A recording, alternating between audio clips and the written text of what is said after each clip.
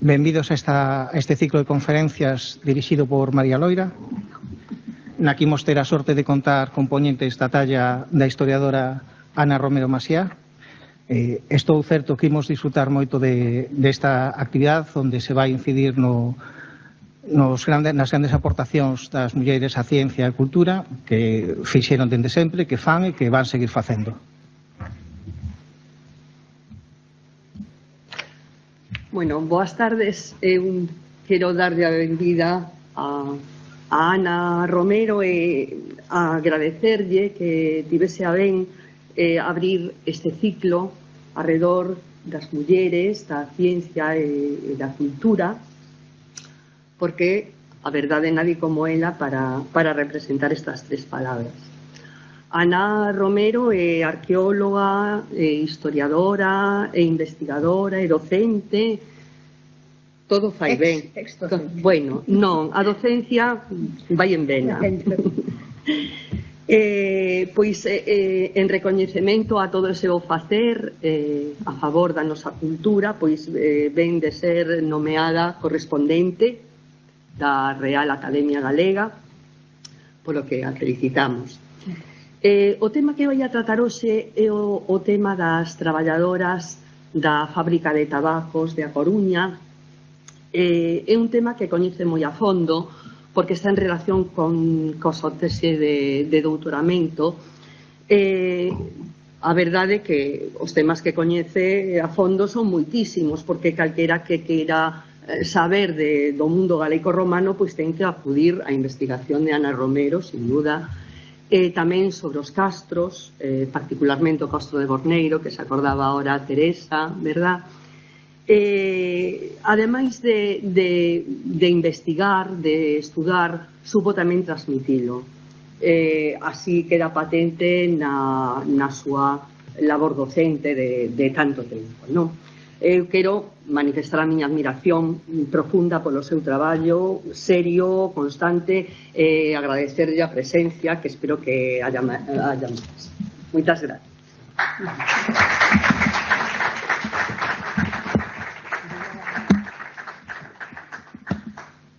Que tal? Boas tardes. Pois é unha honra iniciar este ciclo e, sobre todo, pois con un tema que a mí personalmente me deu moitas satisfaccións, o traballar tanto sobre a fábrica como os seus protagonistas, tanto as mulleres como algúns dos homes que tiveron moito papel na historia desta fábrica e nos movementos sindicais e na loita pola mellora das traballadoras, non? Entón, decir cigarreiras coruñesas é decir fábrica da Palloza, porque realmente, así como hai algunhas cidades en que esas cigarreiras por razóns de evolución no tempo tiveron que cambiar de fábrica, aquí non, aquí na Coruña desde o primeiro momento se instala na Palloza, non? Por eso quería presentar antes que nada un pequeno eixe cronolóxico para que nos contextualicemos, nos situemos en ese tempo longo, porque a fábrica prácticamente tivo unha vida de casi 200 anos. Comeza e ademais durante todo este período nunca, bueno, foi cambiando o tipo das relacións e da explotación. O tabaco comeza sendo un monopolio directo do Estado ata 1887, en que se funda unha compañía que mesturaba capital privado e capital público, que era a CAT, a Compañía Arrendataria de Tabacos. No ano 45 se funda pois o que seguramente vos sona e que ás veces en lugar de falar da Palloza se falaba de Tabacalera. De feito, a praza que agora está alrededor desa fábrica se chaman a praza de Tabacalera. Realmente Tabacalera era a empresa monopolística durante todo ese período franquista, non? Bueno, e supera incluso, non? E logo a partir de 1998 coa legislación europea de prohibición de monopolios se funda pois unha asociación entre Altadis e Seita e xa, bueno, é o camiño cara ao que será a privatización. A primitiva fábrica era esta, estaba aquí, no que é ahora a Rúa Primavera, eran unos edificios nos que se instalaran en 1760 e tantos os correos marítimos, e cando en 1802 pasan a Ferrol, aquí se concede, bueno, nas negociacións, o Estado concede e tal, e se cede estes locais para que funcione inicialmente unha fábrica de tabacos. Quizá desde 1804 xa se elabora tabaco. O primeiro regulamento provisional é de 1807. Pero, bueno, probablemente xa no 4 empeza a funcionar o tabaco, non? Aquí, en esas paredes, se conserva este escudo, agora está ali na propia Plaza de Tabacalera, está un pouco roto, din que o mellor está roto a parte, digamos, do escudo monárquico, quizá coa revolución da Primeira República, que as cigarreras tiveron algo que ver aí, non? E en esta porta, sabedes, en un momento de abandono, aí figura 3 letras CAT, que era justamente a Compañía Arrendataria de Tabacos. E todo isto non queda absolutamente nada, pero sí temos, relativamente abundantes as imaxes nas que efectivamente ese edificio da fábrica destaca sobre todo o perfil da cidade. A fábrica inicialmente tiña a entrada onde está agora, é dicir, como que dá a praza, non? Onde conservan, dentro da conservación do edificio, isto sería outro tema completamente diferente para falar, non? Pero, bueno, algúns elementos se conservaron, entre eles ese nome da fábrica de tabacos. En 1828 a fábrica se construye o que se chamaba Fábrica Nova e logo, pois, comprenderedes que ao longo de tanto tempo pois hai moitísimas reformas, hai incendios, hai problemas, son estos edificios que teñen vida propia durante moitos anos, non? Isto corresponde a principios do século e, como vedes, a Palloza era un areal, aí están as barcas, e alrededor desta praza había moitos fabriquíns de salgadura de peixe, pequenas instalacións, non? En todas as fotos de principios de século, hasta moi entrado, sempre destaca esta chimenea, porque era onde se queimaba o que sobraba do tabaco. Estaba moi prohibido sacalo, moi prohibido facer a revenda, entón aí había que queimalo. Mirade que aquí todavía non ten a fábrica, non ten a reixa, que tamén é moi característica, se colocará, creo que en 1912, ya tendes, non? Bueno, un pouco así de pasar este reloxo que agora funciona e se conserva dentro da restauración do edificio, conservaron. Incluso a fábrica era motivo de tarxetas de visita, es decir, de postales, non? Para mandar unha tarxeta cando viñan os turistas, é dicir, que a fábrica sempre foi un elemento de referencia dentro da cidade. Se utilizaba para moitísimos usos, había quioscos, había teatritos, ou había incluso o que chamaban o mercado das cigarreiras, porque, claro, eran tantos centos de mulleres que saían de traballar pola tarde e despois de facer toda a xornada na fábrica non podían ir ao mercado normal de matutino e entón eran as vendedoras as que iban a levar a mercadoría á propia fábrica, non? Bueno, isto é unha evolución, por exemplo, estes almacéns que vedes aquí son mediados dos anos 20, isto corresponde á gran reforma que se fixo en 1985,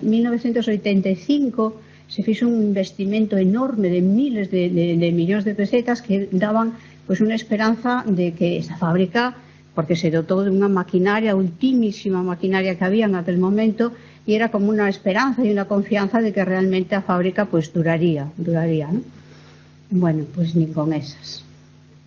Este sería a última planimetría de todo o conxunto da fábrica, non? Isto, si coñecedes toda esta zona, isto sería a fábrica, aquí está esa reixa que vos citaba, aquí estaría a Praza da Palloza adiante, isto sería a Casa do Mar, estas dúas esquinas se venderon, aquí esta é outra casa de veciños, vale? E todo isto, eran instalacións, tiñan, por claro, todo isto que son os xardíns, estos son os almacéns, o primeiro, o máis antigo e o máis moderno, e logo todo aquí había, casas para vivían na fábrica o director e normalmente o subdirector, algúns enxeñeiros tamén, e logo tiñan, con todos estes espacios, tiñan moitos lugares de esparcemento para o que eran os propios traballadores, que xa falarei despois do que era todo o que tiñan de organización de xogos, de cousas deportivas, etc. E tens unha cancha de baloncesto. Aquí celebraban as grandes festividades, as grandes festas da Virxe, da patrona, da Virxe da Consolación. Entón, todo isto era a última planimetría do conxunto da fábrica. En 1987 se inaugura, digamos, as obras grandes remataron de instalación de maquinaria, remataron no 85 e un pouco despois se inaugura o monumento que ahora vedes na praza, non é original, o monumento de Amparo que iniciaba coa primeira diapositiva, este que está aquí detrás, que o tapa, pois o que era o director en aquel momento, Navajas. Por certo, morreu no accidente do Albia, pobre. E logo, bueno, pois as autoridades do momento, estaba o Domingo García Sabel, que era o delegado, tiña moita relación coa fábrica, era sempre asistía a todas as entregas de premios, de trofeos, era unha persoa moi vinculada á fábrica, estaba o alcalde daquel momento, e este era Tojeiro, que era o que levaba todo tipo de actividades de, digamos, en paralelo á fábrica, non?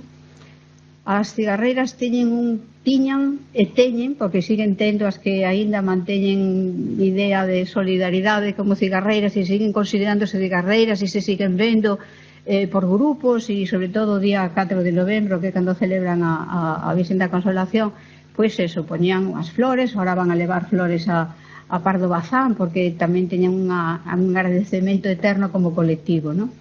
Pouco despois se inaugura a praza, no ano, creo que foi o ano 1989, e logo o 90, o ano seguinte, a Rúa das Cigarreiras, que é unha rúa corta, ten un número a fábrica, non ten máis, non ten máis.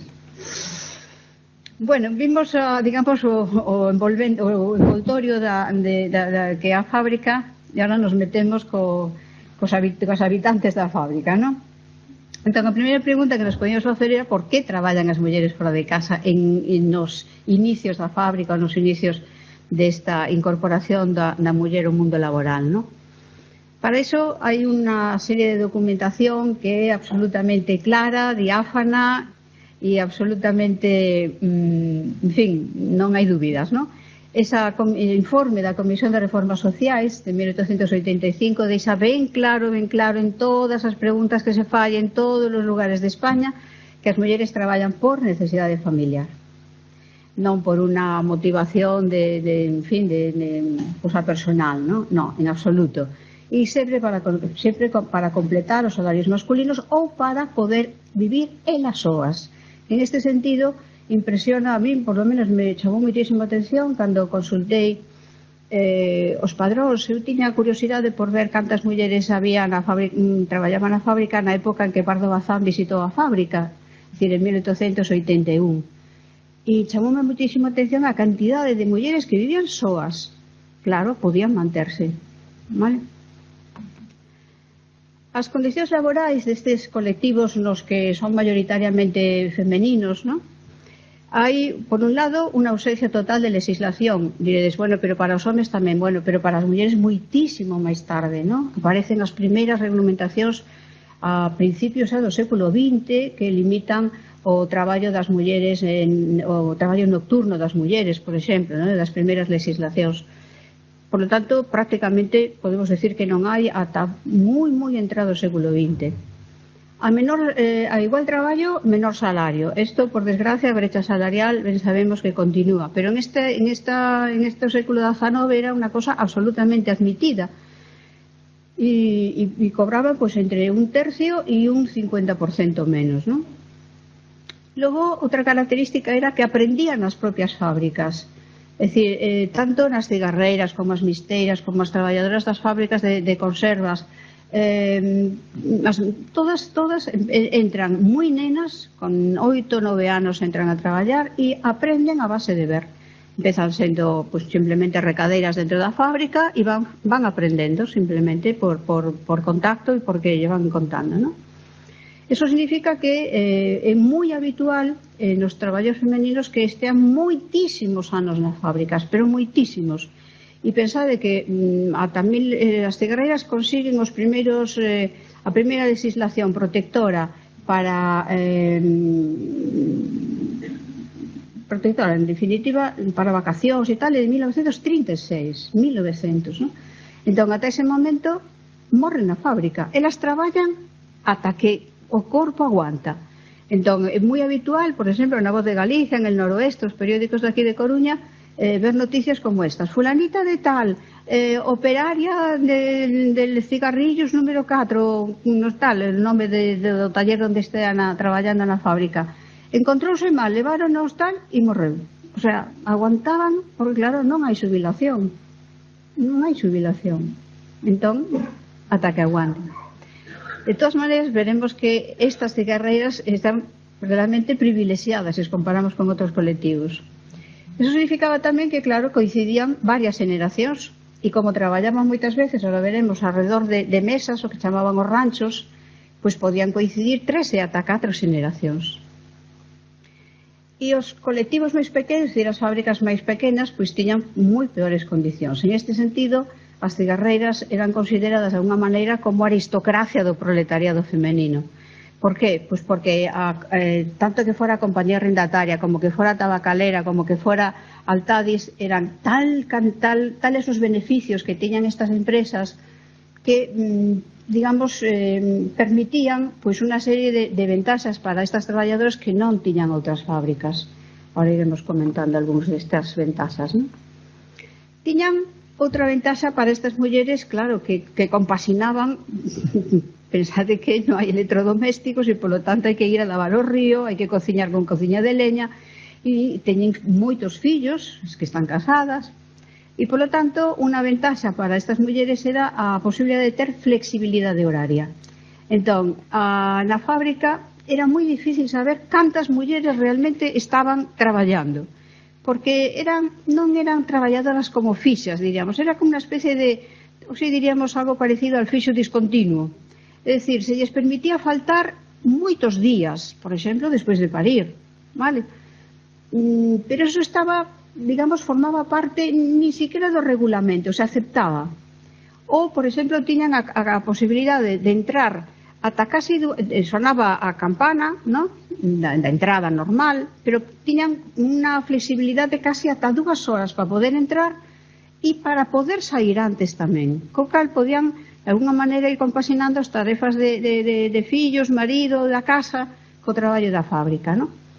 Isto por que podían facer? Bueno, porque como veremos traballaban por obra feita, traballaban a destajo, sería destajo. Entón, así traballaban, así cobraban. Se un día traballaban máis, cobraban máis. E isto se mantivo ata moi entrado o século XX, ata casi os anos 70. Entón, son traballadoras, polo menos así se justificaba Carlos IV cando dá o regulamento, dice, vamos a contratar mulleres porque las yemas de sus dedos, la habilidad que tienen, bueno, sí, podían ser máis hábiles, pero sobre todo porque le pagaban menos, claro. E sobre todo, unha cousa que a mí tamén me chamou moitísima atención era a capacidade que tiveron todos estes colectivos de adaptarse aos cambios, porque falabas con mulleres que entraran a facer farias, o sea, un traballo absolutamente manual, que prácticamente non necesitas máis que unha coitela para cortar ao final da folla, que logo acabaron sendo, pois, movendo os palés, vendo unhas maquinarias que veredes agora complicadas que eran, e a todos se adaptaron, vale? E ademais con moito orgullo de ser capaces de sobrepoñerse aos cambios, non? De ser que tal. Claro, falar de cigarreiras, falar de Coruña, falar da Palloza e falar de Pardo Bazán. Esa novela, A Tribuna, que as cigarreiras de agora se saben de memoria capítulos, vos lo aseguro, e que teñen esa satisfacción de pensar que foron, de alguna maneira, as antecesoras protagonistas de unha novela tan maravillosa como é a Tribuna, non? Entón, hai algúns parágrafos que son, bueno, non hai documento mellor que leer a Tribuna para entender ou para facer, digamos, como unha composición de lugar do que sería aquela fábrica, non? Entón, falando desta obra de estallo, desta capacidade que tiñan para traballar máis, cobrar máis, decía Pardo Bazán, outra cosa para que Amparo se reconciliase del todo con la fábrica fue el hallarse en cierto modo emancipada y fuera de la patria potestad desde su ingreso. Es verdad que daba a sus padres algo de las ganancias, pero reservándose buena parte. Y como la labor era de estajo, en las yemas de los dedos tenía el medio de acrecentar sus rentas, sin que nadie pudiese averiguar si cobraba 8 o cobraba 10. Desde el día de su entrada vestía el traje clásico de las cigarreras, el mantón, el pañuelo de seda para las solemnidades, la falda de percal planchada y de cola. y este vestir, digamos, poderse quedar, pero isto contaban as cigarreiras de agora, coas que tiven a sorte de falar e publicar hace pouco con a directora do Museo Pardo Bazán unha serie de entrevistas das últimas cigarreiras da Palloza. Dice, sí, decían elas, ¿no? Nos na casa deixábamos, claro, pero sempre nos quedábamos algo. E que facíades con ese algo? Aí nos comprábamos zapatos ou, vale? Ese vestir que decía Pardo Bazán que dá pues, unha especie de pedigría a estas traballadoras, ¿no? E esta é a famosa, a tirita. Esta é a tirita. Isto aínda a conservan mulleres que traballaban na fábrica antes de pechada, claro. A tirita era simplemente unha tira de papel longa, sabedes que non cabe e non se ve ben porque é longa, debe ter casi medio metro, no que a maestra do rancho, a capataza, ¿no? Iba notando o que iban facendo cada día. Entón, isto se premiaba, a final de mes se premiaba, e entón estaban esperando, pagaban normalmente por quincenas, isto ata hai moi pouco tempo antes de cerrar, pagaban quincenas, e logo, os primeiros días do mes seguinte, por eso non iba co salario, iba a parte, ¿no? Normalmente decían, sí, sobre el 5 ya estábamos todas nerviosas porque ya a ver cuánto nos daban, ¿no? Entón a tirita era ese complemento, ¿no? De alguna maneira, pois é o que agora se utiliza no sistema B2, por exemplo, das fábricas de conservas, pois tamén hai é distinto, ¿no? Pero bueno, de alguna maneira é premiar ese traballo a maiores, ¿no? Entón, nas fábricas de conserva hai por exemplo, nas que limpan bonito, pois hai un tope, perdón, unha medida básica, por riba se premia, por baixo se desconta, ¿no? Esta é a tirita. Bueno, imaxes de cigarreiras mestras, estas son as mestras, vale? Mira, leva un mantón, van moito mellor vestidas, claro, porque as mestras cobraban máis, non? Estas imaxes de centos de mulleres aí traballando, non? Aquí non sei se a fotografía o permite ver a cantidade de rostros distintas idades, non? Entón, de alguna maneira, era tamén eso que vos decía, a convivencia de varias generacións alrededor de un rancho. Estas mesas longas é o que se denominan os ranchos, non? Pero fixadevos nas caras, nas mulleres, as idades que teñen, mirade esta, as idades que teñen son moi maiores, moi maiores. Entón, aquí están as remesas de cigarros. Esta foto a mí me interesa especialmente porque se vos fixades hai multitude de cadeiras diferentes. Eu creo que está sacada esta fotografía pouco despois dun gran incendio que hubo en 1920 que paralizou, claro, o traballo da fábrica durante varios días e no seu afán de volver a traballar hai unha noticia de periódico de que elas levaban as propias cadeiras para poderse sentar porque se incendía, bueno, fixera unha desfeita grande, non? Entón aquí volvemos a Pardo Bazán. Dice, no tardó Amparo en engañarse con la fábrica, en sentir ese orgullo y apego que difunden la colectividad y la asociación, la fraternidad del trabajo. Fue conociendo los semblantes que la rodeaban, tomándose interés por algunos operarios, señaladamente por una madre y una hija que se sentaban a su lado. Medio ciega ya y muy temblorosa de manos, la madre no podía hacer ya más que niños, o sea, la envoltura del cigarro. La hija se encargaba de las puntas y del corte, y entre las dos mujeres despachaban bastante, siendo de notar la solicitud de la hija y el afecto que manifestaban las dos. Pero claro, os cigarros, a Palloza comezou facendo cigarro puro.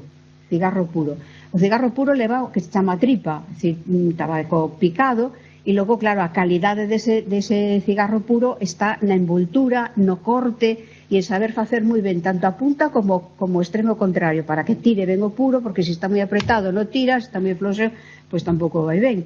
Entón, claro, o bo cigarro tiña que ser máis expertas, non? Algúnas mulleres, decía, estiveron decenas de anos. Esta fotografía recolle a entrega a unha medalla ao mérito do traballo en 1928 de Antonia Durán Loriga. Sabedes cantos anos estivo traballando? 74. Tendo en conta a esperanza de vida de 1928, vale? Isto había unha placa no hall da entrada da fábrica, había unha placa aí colocada, estou na vendo, que desapareceu agora cando se fixo a reestructuración, que me deu moita pena porque era unha testemunha realmente maravillosa desa, vale, esta escalera central que conservan algo. 74 anos. Claro, estas mulleres, como decía Pardo Bazán, cando xa ni siquiera vían, pero tiñan dedos, tiñan mans, e tiñan unha sensibilidade acostumada de decenas de anos a traballar coas follas do tabaco, non? Entón, o tabaco ven de América, a maioría del, e ven uns fardos, aí vedes, estos son uns fardos, ven, digamos, como seco, deshidratado, logo hai que humectalo, e as follas de tabaco, se coñecedes, son unha especie de folla de acelga grande, non? Entón, ten moita nervadura, ten uns nervios gordos, que eso hai que quitalo. E entón era o que se chamaba el desveno, quitar la vena a la folla, non? Entón, como os decía, eran tal as ganancias das empresas tabaqueras que permitían o que se chamaban os talleres de faenas auxiliares, es dicir, aquelas mulleres que xa non servían para facer os puros de calidade ou que non se adaptaban ao traballo, pois podían pasar eso, e aí prácticamente era como un desguace ata que morrían. E entón son esas imaxes de mulleres que están, pois eso, alrededor deses grandes cestos, mira xa isto é unha morea de tabaco tremendo, e que incluso xa máis modernamente, pois claro, o taller de desvenado seguía funcionando, non? E era o que as mulleres de agora chamaban Londres. Ala, me mandaron a Londres, decían. Era un castigo. Londres, por qué? Porque como había que humectar este tabaco, era unha atmósfera moi húmeda, moi cargada de olor e de humedade, entón era moi desagradable. E entón, nos tempos últimos, era pues, un taller de castigo. Por exemplo, se retrasaban demasiado, facían, en fin, ou lle contestaban malamente a un capataz ou un mecánico, pues a 3 días a Londres, me decían elas, non? Claro, había que traballar con moito cuidado, porque claro, o rancho o controla unha mestra de rancho, pero logo están os capataces, os xefes, non? E os xefes o que fan é pasearse polos talleres e de cando en vez collen un mazo de cigarros, vale? E entón o tocan, aprietan, rompen, parten para ver como está por dentro e se non están ben, tiran todo o tabaco feito. Entón isto cabreaba, evidentemente, cabreaba moitísimo, por iso había que ir rápido para facer o maior número posible, pero había que facelo ben, porque senón perdías a xornada, non? Por iso decía Pardo Bazán, non valía apresurarse. Primeiro era preciso extender con sumo cuidado encima de la tabla de liar, la envoltura exterior, la epidermis del cigarro, y cortarlo con el cuchillo semicircular, trazando una curva de 15 milímetros de inclinación sobre el centro de la hoja. Todas estas descripcións tan minuciosas dá idea de que, claro, foi a fábrica, se enterou, tomou nota, e ali estaba Pepita Carrera, que era unha das porteiras maiores da fábrica, contando a Pardo Bazán como funcionaba todo, non?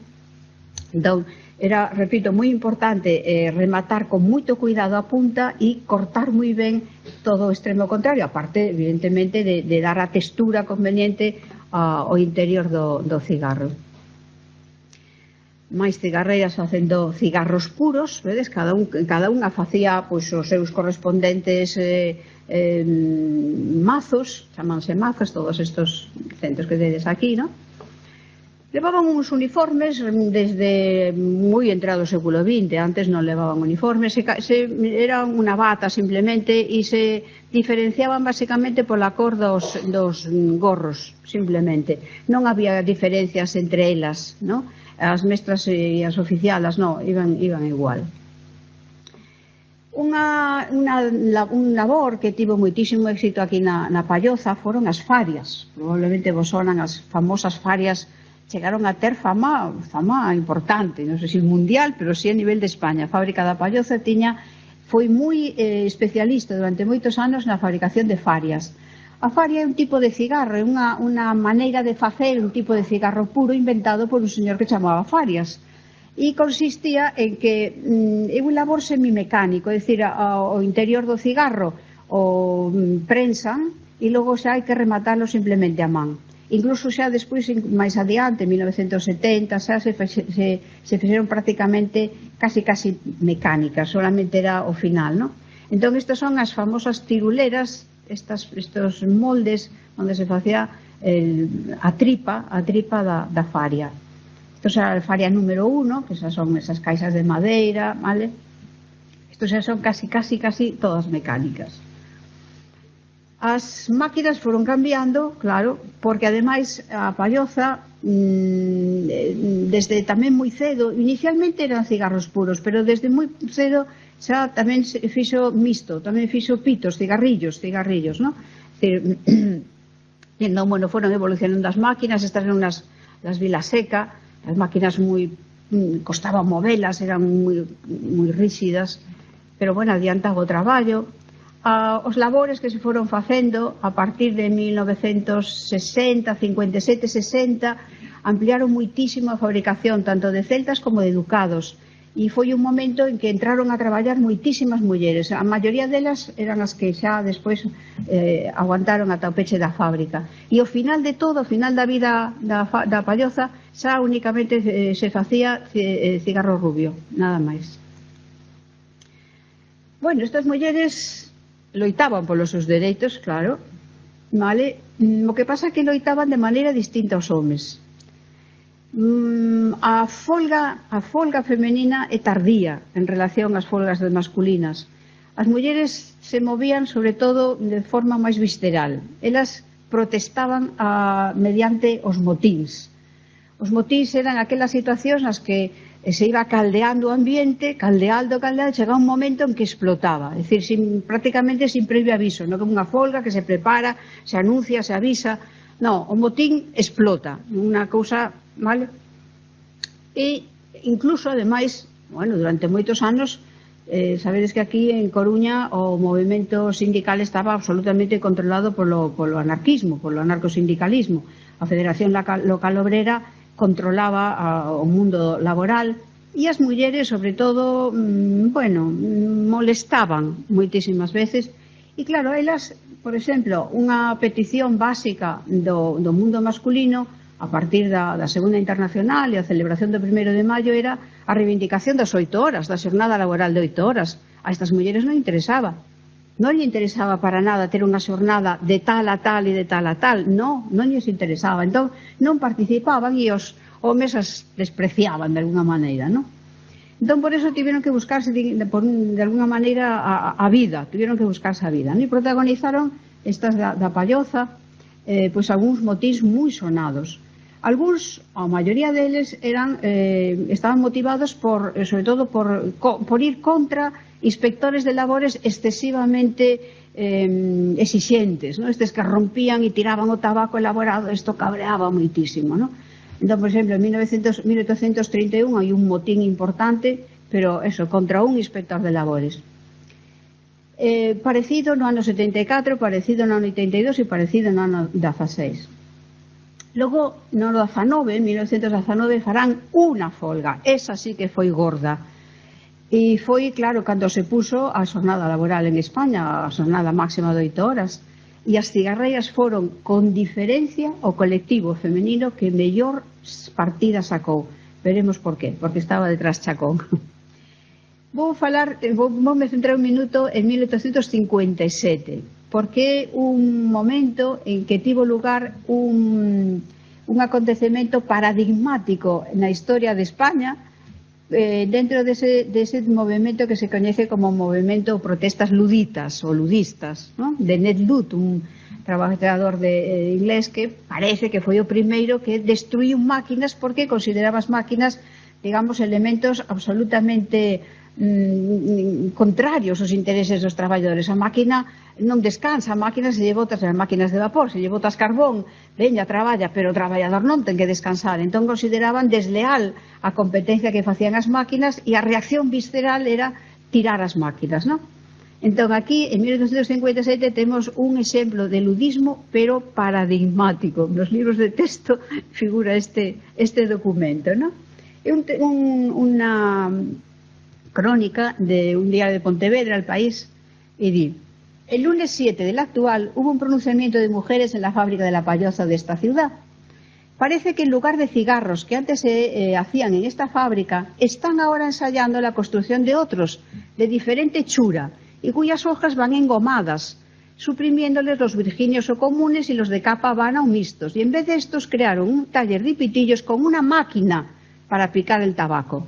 Como ambas operaciones son nuevas, no se prestan ni acomodan a ellas las cigarreras, porque no saben hacerlos, tardando tanto en elaborarlos que apenas sacan la tercera parte del jornal que acostumbraban.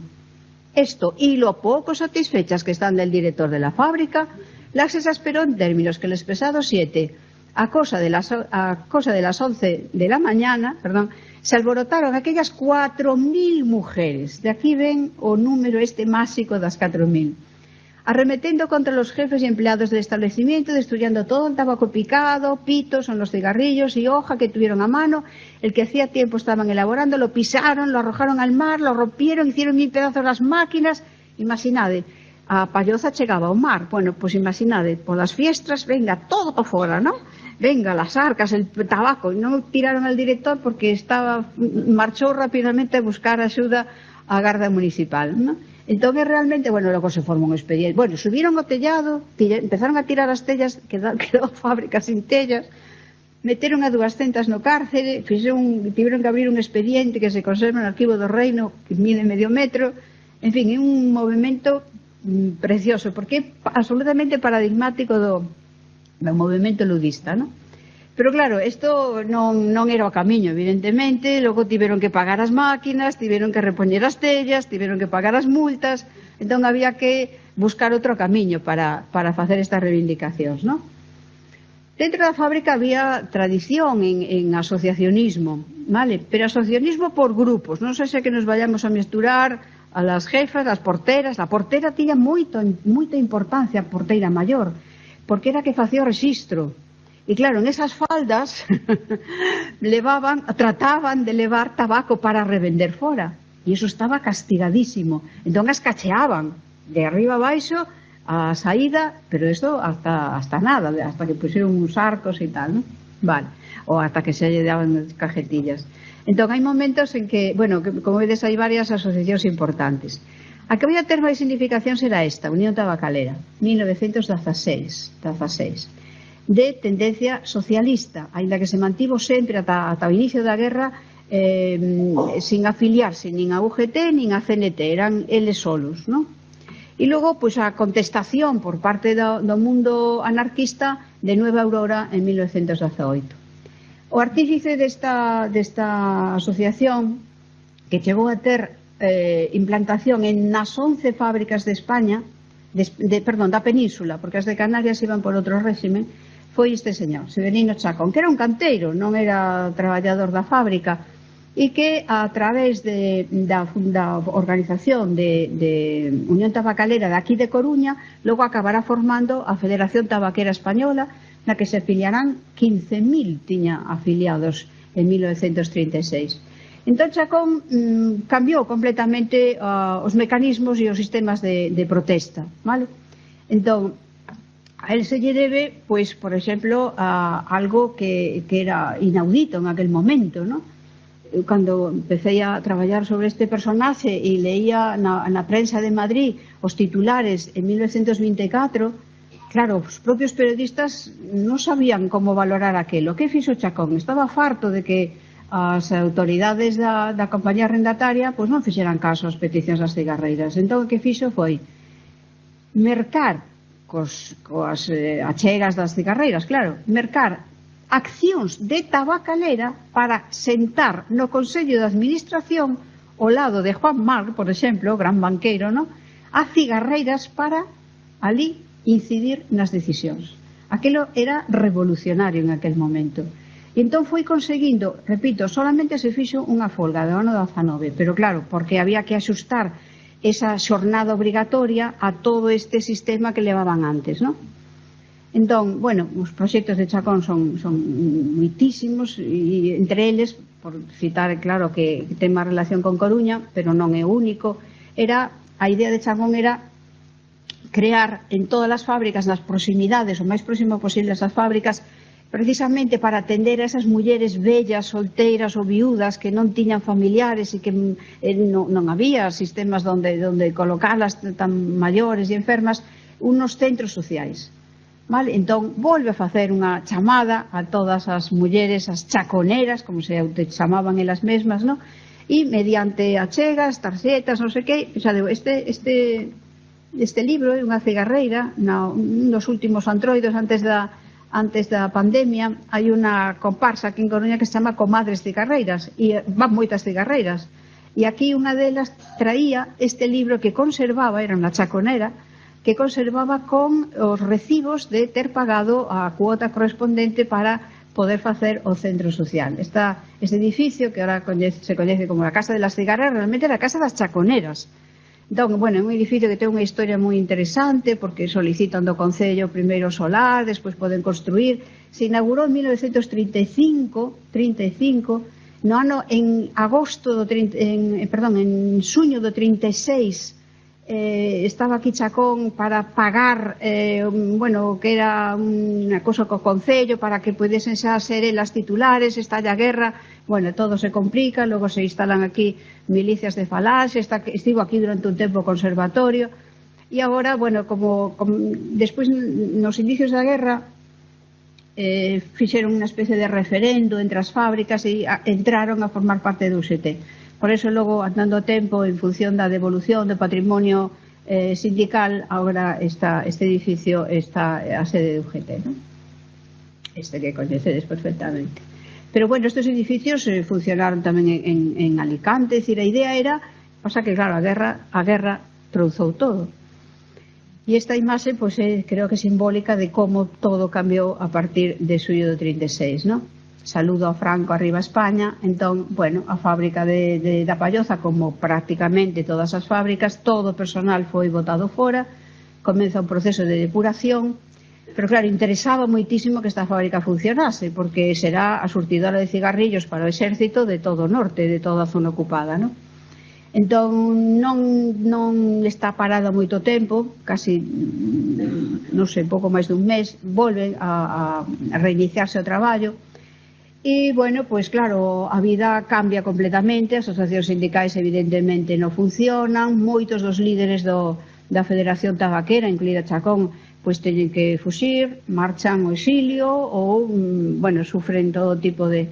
E as propias cigarreiras. Eu fixe unha entrevista a unha cigarreira que pasou polo cárcere simplemente por estar afiliada ao sindicato, a Federación Tabaquera. Bueno, este panorama, por desgracia, coñecido, non? Logo, bueno, pues repito, como necesita o exército cigarrillos, vale, ás veces as calidades son terriblemente malas, hai cantidad de protestas dos estancos, dos fumadores nos anos 40, 50, porque aquelo era infumable, non? Había unos cigarrillos que chamaban de la guitarra, porque caían e había que estar constantemente sacudindo sobre as americanas, claro, imaginade que se interrumpe todo o comercio internacional, bueno, as penurias, non? Precisamente a partir de eso, de finais do 50 e 60, con esa introducción de los celtas, sobre todo los celtas, e despois dos ducados, entran a fábrica, amplía moitísimo a plantilla. Este contrato de unha cigarreira dese momento son unos contratos leoninos, porque só podían entrar dunhas determinadas idades.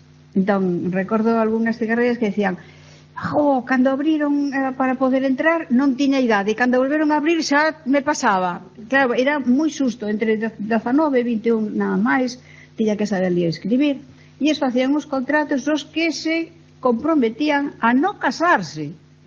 Si se casaban, as botaban fora.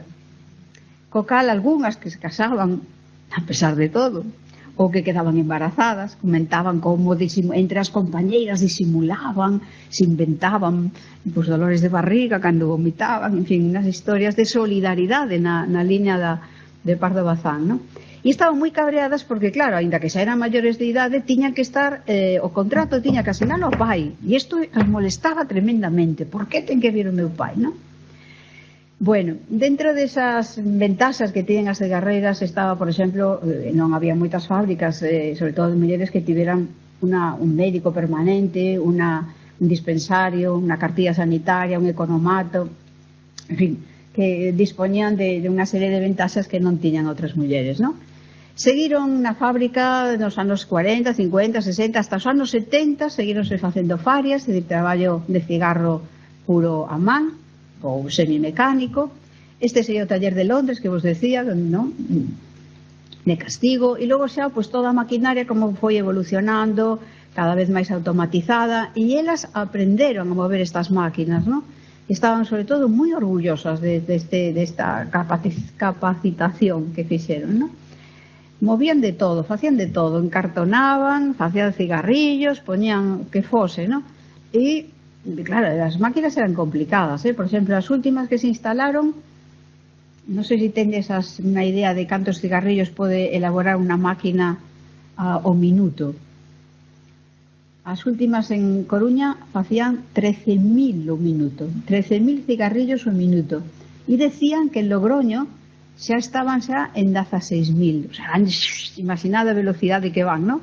E elas controlaban, estaban ali en control de calidad. Incluso xa despois nos anos 80 empezaron a funcionar talleres de, bueno, se facían como unha especie de promoción interna, e algunhas incluso pois xa traballaron con ordenadores, en fin. Pero repito, a mí me parecía moi interesante esta capacidade que mostraban, non? Había tempo para todo, como decían elas. Claro, pensate que é un traballo manual, un traballo que permite falar, que, bueno, tens que estar concentrado, pero, bueno, non é un traballo excesivamente intelectual.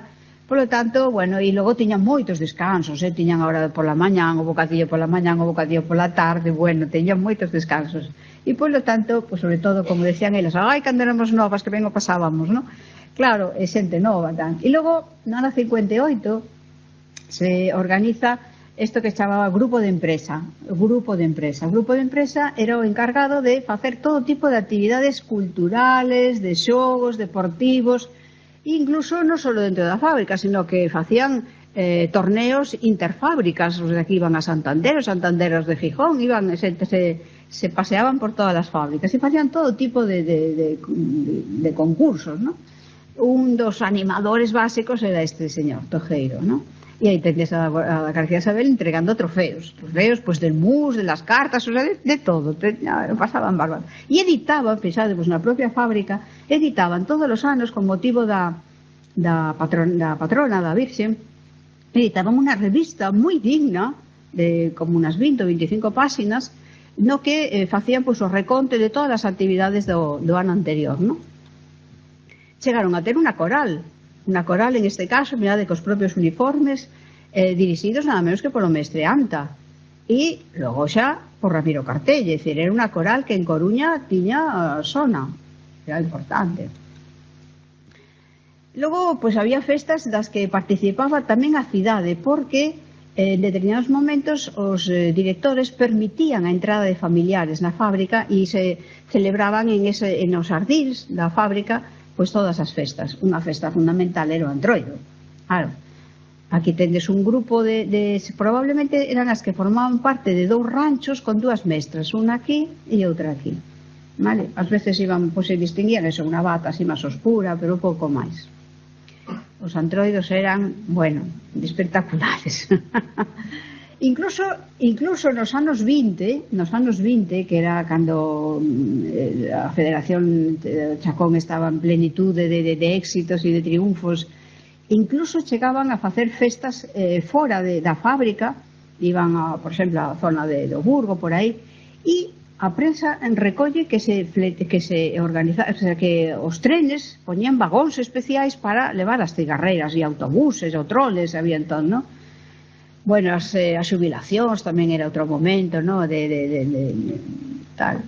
Pero bueno, todo isto se acaba a partir do ano 98. A partir de 1998, e a pesar de todas as, repito, o investimento enorme que se fixera na fábrica e toda esa maquinaria espectacular que se montara, bueno, pois os intereses das multinacionais varían, se decide que hai que concentrar a fabricación en determinados puntos. Coruña non interesa, e a pesar da movilización das cigarreiras da cidadanía coruñesa, non sei se mellor un de vos incluso participastes en algunhas marchas de protesta, das autoridades que en principio polo menos se moveron, intentaron, pero eran decisións que viñan de moito máis arriba e aquelo era xa imposible de parar, non? Entón, bueno, a partir dos anos 2000, pois xa a fábrica xa empezan a propoñer a xente que se vai a outros sitios ou xubilacións anticipadas, bueno, o panorama triste dunha fábrica que ves que vai morrendo, non? Entón, a fábrica pecha, oficialmente, digamos, se lle coloca o candado o 31 de decembro do ano 2002.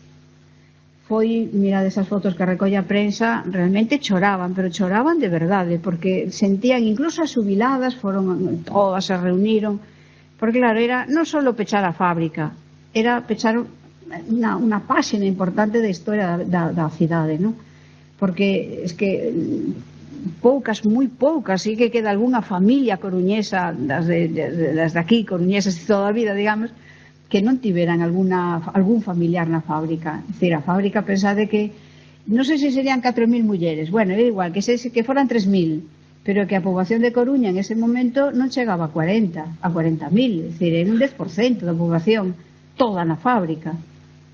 E o que significaba, sobre todo, ese complemento familiar. Coruña se destacou precisamente porque por ese control do anarcosindicalismo por un número infinito de folgas, pero que había un periódico que decía las huelgas en Coruña es como la lluvia, caen todos los días.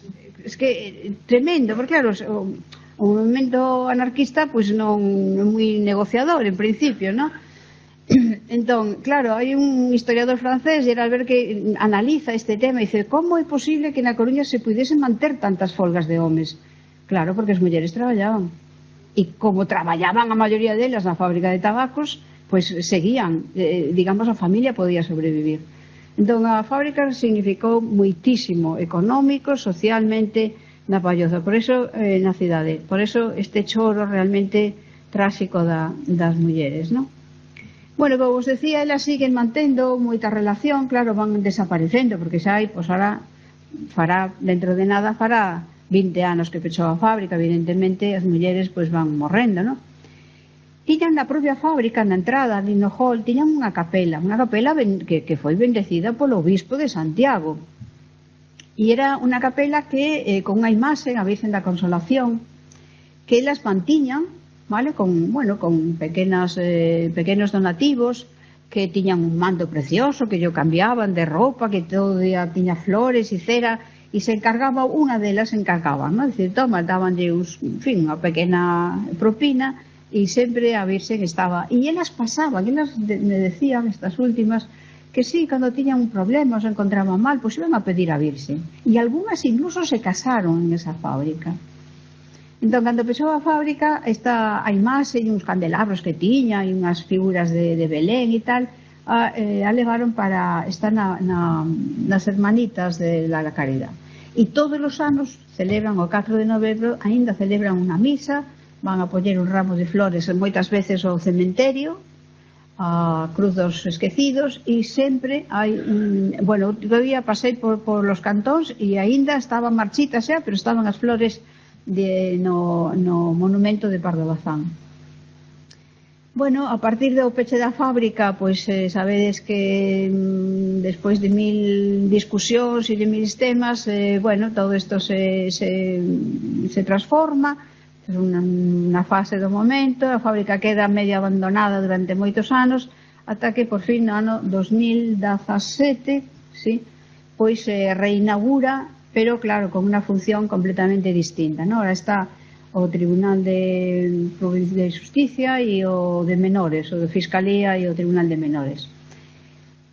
Que conservaron da fábrica os arquitectos que remodelaron? Bueno, a estrutura básica, con eses patios que tiña, conservaron a escaleira principal e conservaron tamén estas columnas de metal, que era un elemento moi emblemático da fábrica, non? Se pelexou para que pudiese haber algún espacio dedicado a Pardo Bazán e a tribuna, pero claro, como é de xustiza e era un lío, bueno, de momento está aí, pero é unha esperanza que poda ter algún espacio dedicado a Pardo Bazán. Bueno, estas son as autoridades que inauguran e a base de dar a lata, porque son peleonas estas cigarreras, eran e son, ¿no? Pues queremos ver como quedou a nosa fábrica, pues queremos entrar, entón lle organizaron unha visita, ¿no? Claro, pues bueno, son todas as que estaban na fábrica cando se pecharon. E, bueno, pues os sentimentos se podedes imaginar, ¿no? Pues era de pena, de disgusto, de recordar, de memorizar. ¡Ay, aquí estaba no sé qué, aquí estaba tal, no sé qué tal! Bueno, a historia que cambia, ¿no? Y remato, bueno, pues nada, recordando como esa Amparo de la Tribuna, esa escultura tan emblemática, ¿no? Como feita con follas de tabaco, pero ao mesmo tempo así o vento que o move, o vento do nordés, está vinculado, claro, como os decía, a cigarreira de Amparo de Pardo Bazán, ¿no? E collen estas portadas de libros porque, curioso, aquí está, por exemplo, identifica a la Tribuna con a imaxe clásica da República, ¿no? Da Primeira República. Claro, a Primeira República parece, por lo menos parece que sí, que tomaron parte e que hai unha descripción de Pérez Costales que comenta, ¿no? Que as cigarreiras iban detrás do movimento republicano. Claro, non temos aquí da Palloza, non temos imaxe, non temos cadros. Entón, moitas veces, pois as publicacións sobre a Tribuna botan man do gran pintor das cigarreiras sevillanas de Gonzalo Bilbao, ¿no? Entón, esta corresponde a cigarreiras, pero sevillanas, que es la imagen más característica de la Carmen de Mérimée, de la ópera o de la novela, ¿no? Sin embargo, esta sí que utiliza unha imaxe da fábrica da Palloza, ¿vale? E outras utilizan pues a imaxe de Pardo Bazán, que tamén está ben. E nada máis. Moitas gracias. Non me quería asusto, unha horita. Asustei o tempo.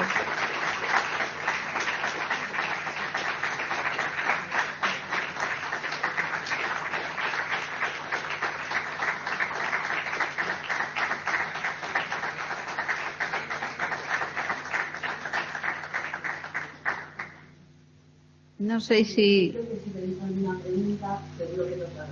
Ah, sí. Sí, dime. Hai un micro aí, si queres.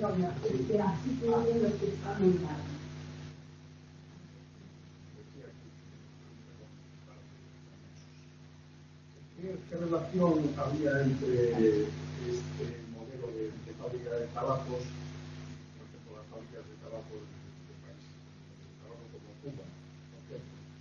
Bueno, basicamente o traballo manual era similar. O traballo dos cigarros puros, dos habanos cubanos, digamos, ¿no? Prácticamente é o mesmo, ¿eh? ¿El tabaco eran cubanos?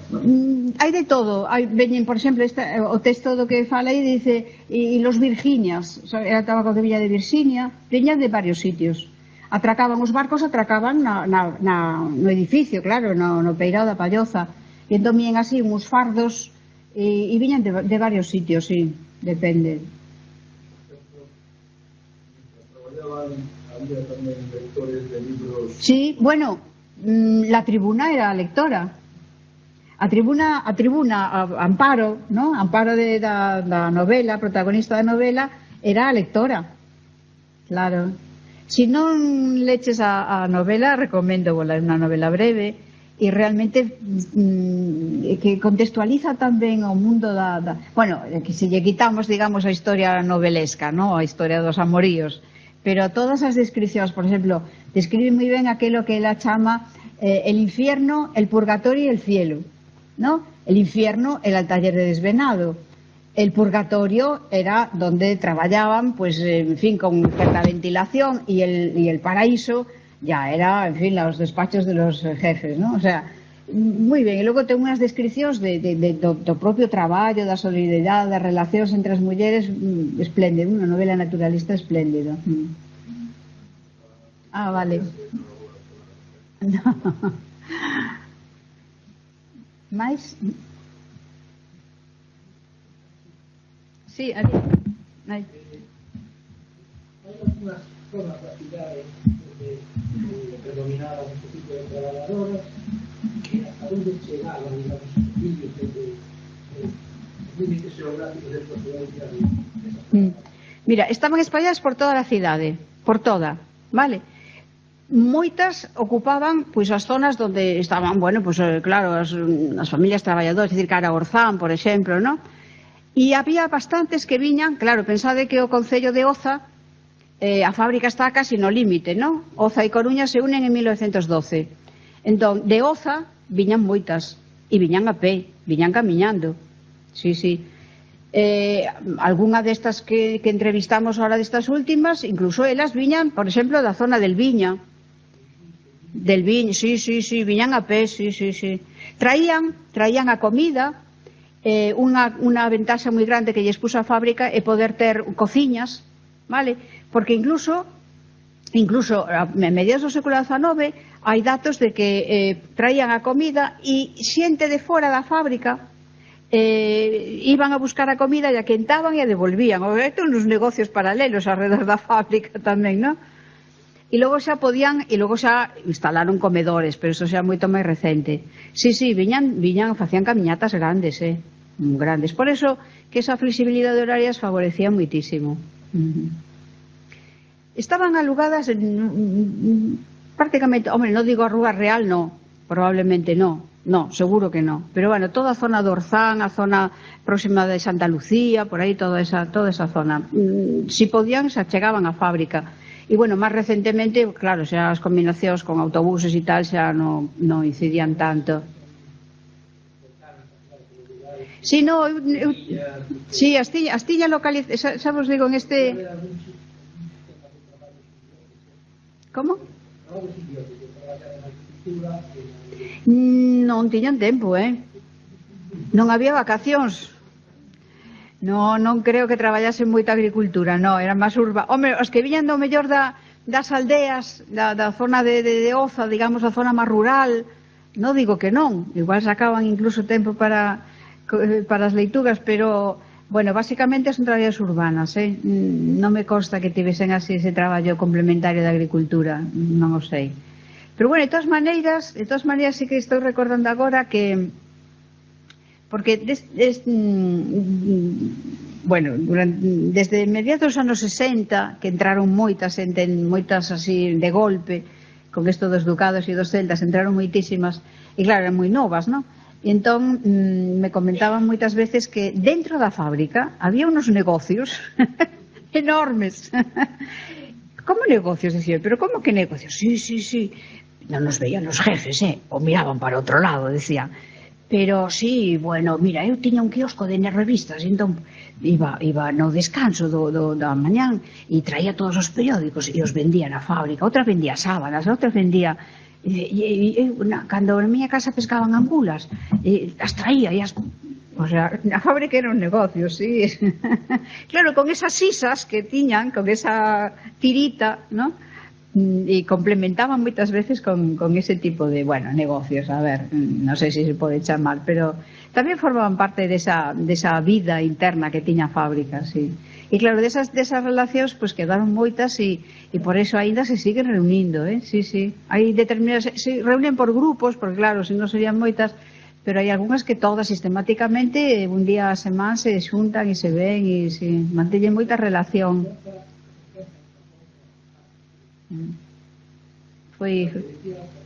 Sí, a min, eu non son coruñesa e alguén, cando vin aquí a vivir, alguén me dixo algo que me quedou así como retumbando, que esta frase que seguramente coñecedes, non? Quen falou? Falou Chacón, ben falado está. Din que un dito que quedou no cousa popular de unha cigarreira sorda que estaba nun mitin de Chacón e que non escoitaba. A xente aplaudía, dicía, que dixo? Non sei, pero está ben. No, era unha confianza tan plena en este home, porque realmente, repito, ele era un canteiro, non tiña nada que ver.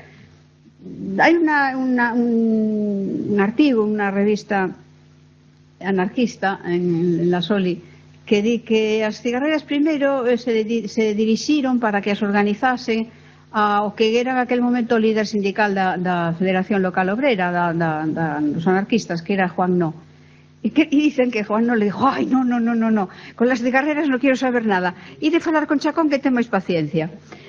non será certo, pero o que sí é certo é que foi unha persoa que entendeu, vale, o que significaba traballar e el como traballar para conseguir melloras. La verdad que, bueno, foron importantísimas, sí.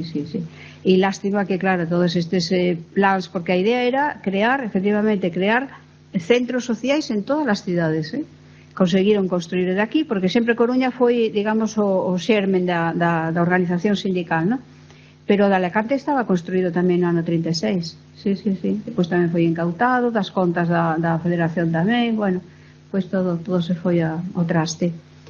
Pero andando o tempo, eu sabía que Chacón estivera escondido aquí na Coruña durante casi todo un ano. Despois, bueno, ten un exilio complicadísimo, consigue marchar en unha lancha, e durante todo ese tempo eu, claro, non sabía onde estivera agochado, nin idea. E un día tive unha chamada telefónica, a voz masculina, que me dixo: mire, é que acabo de ler o seu libro, non sei que, sabe que Chacón estivo agochado na miña casa? Digo, como? Pois estivo agochado, sabe onde está el Manolito? Bueno, que me sale o nome, a cafetería Manolito. Sí, exactamente, aí. Bueno, pois aí, no primeiro piso, estivo agochado na casa dunha cegarreira, claro, que se xogaba a vida, porque... E me comentaba, claro, fun vela, imaginada a emoción que tive en aquel día. Entón me comentaba que, digo, que recordos ten? Dice, bueno, eu era moi nena, pero sempre leía, sempre estaba lendo. E tiñamos todo un sistema por si viñan a buscalo, que se escapaba polas tuberías do patio de luces. E como tantos, claro. Sí, bueno, despois houve unhas denuncias tremendas, sobre todo, moitos denunciantes foron os practicantes da fábrica. Hai moitísimas denuncias. Bueno, eso xa é outra historia triste. Mais... Bueno, pues lo dejamos aquí y esperamos que vengas otro día a acompañarnos. Sí. Cuando que idades, eu encantada de falar das cigarreiras de Chacón. Un placer.